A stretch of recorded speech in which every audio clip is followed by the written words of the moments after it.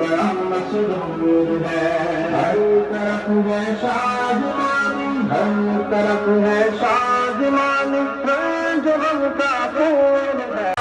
مرحبا یا شفیع الورا، مرحبا مرحبا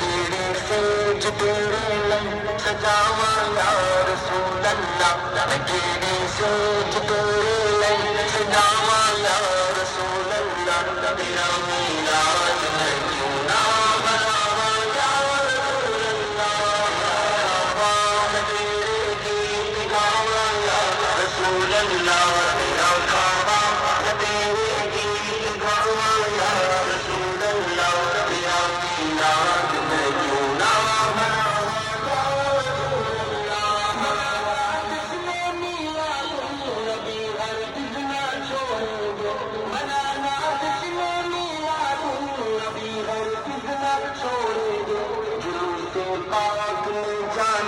کبھی ہرگز نہ چھوڑیں گے جلوس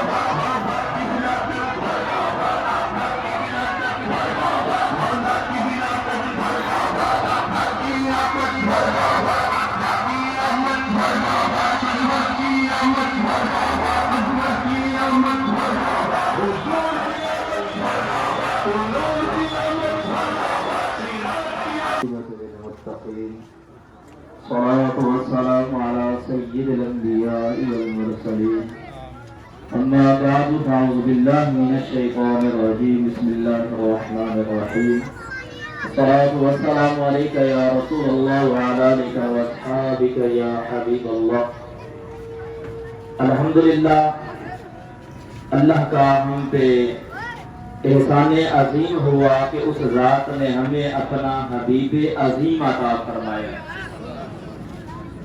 یہ ہم گناہگاروں کی کتنی بڑی خوش قسمتی ہے. اللہ تعالیٰ نے وہ آقا، وہ مولا، وہ حبیب ہمیں عطا فرمائے جو رب کے بھی محبوب ہیں. یہ ساری کائنات والے اللہ کی رضا چاہتے ہیں اور خدا چاہتا ہے رضا محمد. خدا کی رضا چاہتے ہیں دو عالم، خدا چاہتا ہے رضا محمد. اس محبوب آقا صلی اللہ علیہ وسلم کی آمد کی خوشی میں اور اس محبوب صلی اللہ علیہ وسلم کی آمد کے جذبے میں ہم سب نکلے ہیں. اللہ پاک قرآن پاک میں فرماتا ہے وَأَمَّا بِنِعْمَةِ رَبِّكَ فَحَدِّثْ کہ جب تم کو کوئی اللہ کی طرف سے نعمت ہوتی ہے اس نعمت پر تم شکر ادا کرو، اس کا خوب چرچا کرو. اور اللہ کے محبوب صلی اللہ علیہ وسلم اللہ کی سب سے بڑی نعمت ہے. اور یہ جو ایک انداز ہے یہ بھی حضور صلی اللہ علیہ وسلم کو اللہ پاک نے ہمیں عطا کیا. آپ نعمت، آپ رحمت بن کے تشریف لائے. تو یہ سب کچھ آپ صلی اللہ علیہ وسلم کی آمد ہے کہ جس طرح پر دیکھیں حضور صلی اللہ علیہ وسلم کا ذکر پاک ہے، جس جانب ہم نظر دوڑاتے ہیں آقا کا تذکرہ نظر آتا ہے، اللہ کے حبیب صلی اللہ علیہ وسلم کی ذات پاک کا نام نظر آتا ہے. کائنات کی طرف دیکھیں تو علامہ اقبال کہتے ہیں خیمہ بلا کا استاتا اسی نام سے ہے، نبض ہستی تپشا ماتا اسی نام سے ہے. اقبال کہتے ہیں کہ یہ جو اتنے بڑے بڑے آسمان کھڑے ہیں بغیر کسی سہارے سے ستون کے کھڑے ہیں، ان کے کھڑے ہونے کی وجہ کیا ہے؟ فرماتے ہیں نام مصطفیٰ ہے. فرماتے ہیں نبض ہستی تپشا ماتا اسی نام سے ہے. یہ جو سورج اپنے وقت پہ آتا ہے، اپنے وقت پہ ڈوبتا ہے، چاند ستارے ہیں، یہ نظام کائنات ہے، یہ سب کچھ چل رہا ہے. وجہ کیا ہے؟ کہتے ہیں حضور کے نام کی وجہ سے ہے. اللہ فرماتے ہیں وہ جو نہ تھے تو کچھ بھی نہ تھا، گر وہ نہ ہو کچھ بھی نہ ہو، جان ہے وہ جہان کی، جان ہے تو جہان ہے. میرے امام فرماتے ہیں جب تک آقا نہیں تھے کائنات کا وجود نہیں تھا. جب آقا آئے رب تعالیٰ نے کائنات کو بنایا. پھر یہ دنیا میں اللہ کے محبوب بہت بعد میں آئے ہیں. اللہ کے نبی فرماتے ہیں دنیا میں آنے کے اعتبار سے ہم آخری ہیں، جنت میں جانے کے اعتبار سے پہلے ہوں گے. دنیا میں آمد آخر کے اعتبار سے ہوئی ہے، لیکن آپ صلی اللہ علیہ وسلم کی جو تخلیق ہے، آپ کی جو خلقت ہے وہ بہت پہلے کی ہے. سب سے پہلے اللہ کے حبیب نے فرمایا من کنت نبیا وآدم بین الماء والطین، میں اللہ کے ہاں اس وقت بھی نبی تھا جب حضرت آدم علیہ السلام پانی اور مٹی کے درمیان تھے. فرمایا میں اس وقت بھی اللہ کے ہاں نبی تھا. تو آپ صلی اللہ علیہ وسلم تخلیق میں اول ہے، دنیا میں آنے کے اعتبار سے سارے نبیوں سے آخر میں تشریف لائے ہیں. خاتم النبیین کا تاج پہن کر دنیا میں جلوہ گر ہوئے ہیں. اب حضور صلی اللہ علیہ وسلم کی آمد کی خوشی منانا، وہ حبیب جن کی وجہ سے ہمارا وجود ہے، وہ حبیب جن کی وجہ سے ہمیں اللہ نے صحت و عافیت عطا کی ہے، وہ محبوب صلی اللہ علیہ وسلم جن کی وجہ سے یہ جہان کائنات اور یہ نظام کائنات چل رہا ہے، اس محبوب کی آمد کی کتنی خوشیاں منانی چاہیے اور چڑھ کے منانی چاہیے. لیکن یہ بات بھی ذہن میں رکھنی چاہیے خوشیوں کا مقصد یہ ہوتا ہے، ایک حضور کی آمد کی خوشی منانے کا انداز یہ بھی ہے، لیکن ایک بڑا انداز یہ ہے کہ ہم نمازی بن کے میلاد مصطفیٰ منائیں. اگر سود ہو رہا ہے تو سود چھوڑ کر آپ اللہ کے حبیب صلی اللہ علیہ وسلم کا میلاد منائیں. اگر کوئی چور ہے تو چوری چھوڑ کر اللہ کے حبیب صلی اللہ علیہ وسلم کا میلاد منائے. اگر کوئی زانی ہے تو زنا سے توبہ کر کے اللہ کے حبیب صلی اللہ علیہ وسلم کا میلاد منائے. اگر کوئی سنتوں کا تارک ہے تو وہ اللہ کے حبیب کی سنتوں کو اپنے جسم پہ سجا کے اللہ کے محبوب صلی اللہ علیہ وسلم کا میلاد منائے. یہ میلاد ہے کیونکہ اللہ کے محبوب آئے ہیں، ایک مقصد لے کے آئے ہیں، وہ مقصد اتنا عظیم ہے، جو مقصد اللہ کے حبیب لے کے آئے ہیں وہ مقصد اتنا بڑا ہے، اتنا عظیم ہے کہ اللہ کے محبوب نے اس مقصد کے لیے اپنا خون بہایا ہے، صحابہ نے اپنا خون بہایا ہے۔ امام حسین رضی اللہ تعالی عنہ نے میدان کربلا کے اندر اسی مقصد کو زندہ رکھنے کے لیے اور اسی مقصد کی نمود و نمائش کے لیے اور اسی مقصد کو پروان چڑھانے کے لیے اپنے پورے خاندان کو قربان کر دیا ہے۔ وہ مقصد کتنا عظیم ہے کہ جس مقصد کی خاطر اللہ کے محبوب صلی اللہ علیہ وسلم نے اپنی زندگی کے 23 سال مشقتوں میں گزارے ہیں، تعلیم میں گزارے ہیں، وہ مقصد کتنا عظیم ہے۔ آج ہم آمد مصطفیٰ کے موقع پہ اس بات کا بھی جائزہ لیں اور یہ بھی دیکھیں کہ وہ جو آمد مصطفیٰ کا مقصد ہے، جو مقصد اللہ کے حبیب لے کے آئے ہیں، ہماری زندگی میں وہ مقصد کتنا ہے۔ وہ اللہ کے محبوب صلی اللہ علیہ وسلم کی آمد کا جو عظیم مقصد ہے وہ کیا ہے کہ اللہ رب العالمین کے احکامات لوگ اپنی زندگیوں میں لے آئے، اللہ رب العالمین کے قرآن کی جو سیرت ہے، اللہ کے قرآن کی جو تعلیمات ہے، اللہ رب العالمین کے کلام کے جو احکامات ہیں وہ ہر مومن کی زندگی میں ہو۔ خالی یہ نہیں ہے کہ آج کا دن ہی بلکہ ہر دن ہی آمد مصطفیٰ کا دن ہے۔ ہر دن میں ہم نے اپنے آقا کی سنت کو اپنے جسموں پہ سجانا ہے۔ میرے محبوب صلی اللہ علیہ وسلم نے فرمایا کہ جس بندے نے میری سنت کو چھوڑا، غیروں کے طریقوں کو اپنایا، وہ انہی میں سے ہے، لیکن جس نے میری سنت کو اپنایا کان معی فی الجنہ، وہ جنت میں میرے ساتھ ہوگا۔ تو ہم نے یہ بھی ایک انداز ہے کہ ہم نے آمد مصطفیٰ اللہ کے حبیب صلی اللہ علیہ وسلم کی آمد کا میلاد اس انداز میں منانا ہے کہ جتنے یہ دوست احباب ہیں کاش ایسا ہو سارے مسجدوں میں آئے، نمازی ہوں، اللہ کے حبیب صلی اللہ علیہ وسلم کی سیرت کو اپنانے والے ہوں، ہمارے گھر امن کے گہوارہ بن جائیں گے، ہماری مساجد آباد ہوں گی، گلیوں بازاروں میں رونقیں آئیں گی، کیونکہ جب امن سامنے آتا ہے، اچھے اعمال آتے ہیں، نیکیاں آتی ہیں، اسلام کی تعلیمات آتی ہے، دلوں سے قدورتیں نکل جاتی ہیں، نفرتیں نکل جاتی ہیں، محبتیں پیدا ہوتی ہیں۔ یہ سارے انداز کب آتے ہیں کہ جب قرآن پاک کی تعلیمات کو اپنایا جاتا ہے۔ تو ہم آج اس مبارک دن کے موقع پہ اپنے حبیب صلی اللہ علیہ وسلم کی سنتوں کی اتباع کی نیت سے جائیں، یہ نیت کر کے جائیں کہ انشاءاللہ پہلے جو ہوا تو ہوا، آج کے بعد کبھی نماز نہیں چھوڑے گی۔ سب نیت کر لیں انشاءاللہ آج کے بعد کبھی نماز نہیں چھوڑیں گے۔ سب نیت کر لیں کہ انشاءاللہ اپنے جسم کے اوپر اللہ کے حبیب صلی اللہ علیہ وسلم کی سنت کو سجائیں گے۔ آمین بجاہ النبی۔ مصطفیٰ جانے رحمت تیرا کو سلام، شمع رز میں ہدایت تیرا کو سلام، جی سوہانی گھڑی چمکا تروا کا چاند، جی سوہانی گھڑی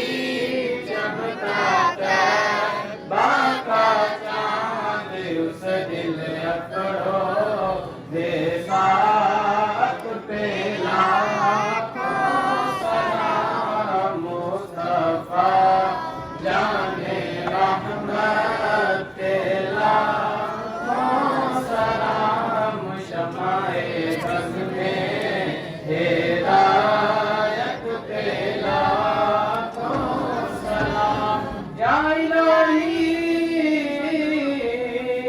صدقہ میلاد رسول، اے سلام آج